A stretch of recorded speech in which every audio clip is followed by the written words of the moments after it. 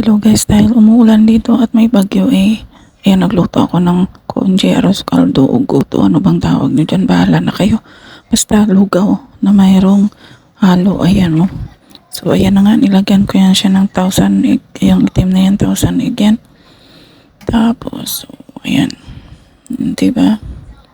Kasi ano ngayon, medyo malamig-lamig dahil nga bumabagyo. Signal number 9. Yan. So, nilagyan ko yan siya ng pork intestine. Diba yan naman yung ating mga ginagamit sa sa goto.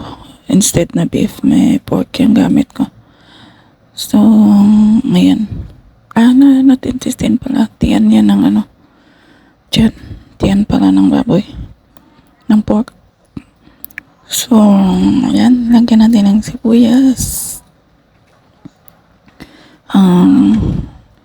Garlic, yung malutong.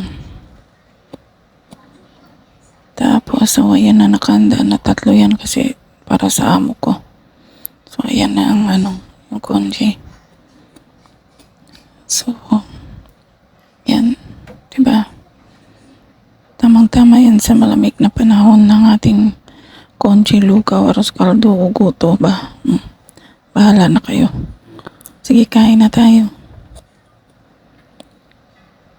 Yung panghuli pala yan akin yan yung merong lemon kasi gusto ko medyo maasim. Diba yung goto nilalagyan naman natin ng kalamansi. O sige, kain na. Bye-bye.